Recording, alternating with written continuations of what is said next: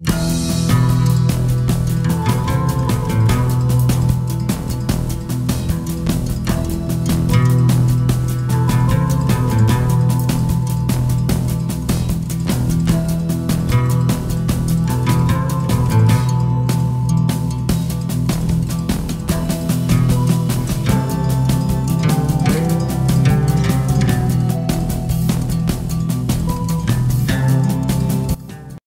আলাইকুম। বাগেরহাট ষাট গম্বুজ মসজিদের প্রথম পর্বের ভিডিওটি আপলোড হওয়ার পর দ্বিতীয় পর্বের ভিডিওতে আপনাদের সবাইকে স্বাগতম। তো প্রথম পর্বে আপনাদের দেখানোর চেষ্টা করেছি মসজিদ এবং মসজিদের বাইরের বিস্তারিত নিয়ে। তো কেউ যদি না দেখে থাকেন তাহলে ভিডিওটা দেখে আসতে পারেন। আর আজকের পর্বে থাকছে এই বাগেরহাট ষাট গম্বুজ মসজিদ এরিয়ার ভিতরে রয়েছে, তাই সেই এরিয়ার ভিতরে একটি জাদুঘর রয়েছে, সেই জাদুঘরটাই আজকে আপনাদের ঘুরে দেখাবো। তো চলুন ভিডিওটা শুরু করা যাক আর আমরা দেখে আসি বাগেরহাট জাদুঘরে কি কি রয়েছে।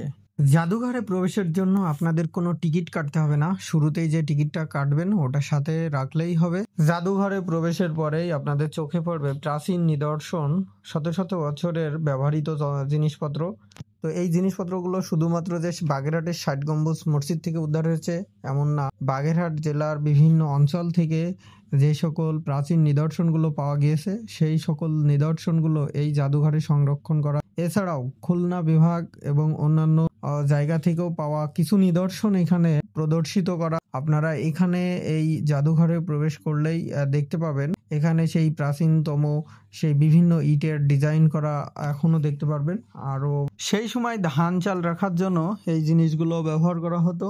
বর্তমানে কিছু কিছু জিনিসপত্র গ্রাম অঞ্চলে দেখা যায়। এখানে আরও রয়েছে খাবার খাওয়ার জন্য মাটির তৈরি জিনিসপত্র। তো এই জিনিসগুলো সবগুলোই সেই সময়ের তৈরি।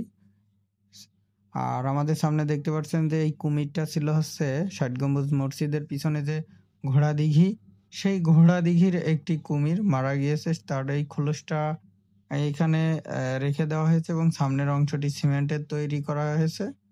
তো দেখেই বোঝা যাবে যে আসলে সামনের এই অংশটা তৈরি করা সিমেন্ট দিয়ে, আর পিছনের অংশটা দেখে মনে হবে যে বাস্তব।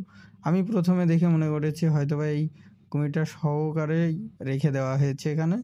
তো মূলত এখানে চামড়াটা ব্যবহার করা হয়েছে আর সামনের অংশটা সিমেন্ট দিয়ে তৈরি করা। এই জাদুঘরে আপনারা আরো দেখতে পাবেন মাটির তৈরি থালা বাসন এবং আরো পাবেন এখানে মাটির তৈরি পাটা, এছাড়াও ইটের বিভিন্ন নকশাকার ডিজাইনকার ইটের খণ্ডকার। বাগেরহাটের এই ষাট গম্বুজ মসজিদে এসে আমার অনেক ভালো লাগলো এবং অনেক পুরাতন ঐতিহাসিক নিদর্শন দেখতে পেলাম যা কল্পনার বাইরে ছিল।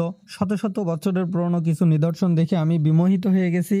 আপনারা যদি এই অঞ্চলে আসেন বা বাগেরহাটে আসতে চান তো আপনাদের বেস্ট একটা অপশন হবে ঘুরতে আসার, কারণ এই মসজিদটি 600-700 বছরের পুরনো এবং এই মসজিদের কাছেই রয়েছে, এক এরিয়ার ভিতরেই রয়েছে এই জাদুঘরটি। আপনারা অবশ্যই আসবেন এবং ঘুরে দেখার মতন একটি জায়গা।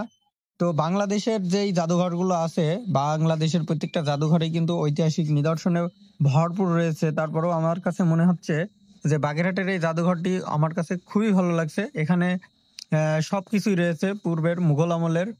তো আজকের মতন এই ভিডিওটা এই পর্যন্তই, দেখা হচ্ছে নেক্সট কোনো ভিডিওতে। ততক্ষণে ভালো থাকবেন, সুস্থ থাকবেন। ধন্যবাদ সবাইকে। আর আমাদের ইউটিউব চ্যানেলে নতুন হলে অবশ্যই চ্যানেলটিকে সাবস্ক্রাইব করে পাশে থাকবেন।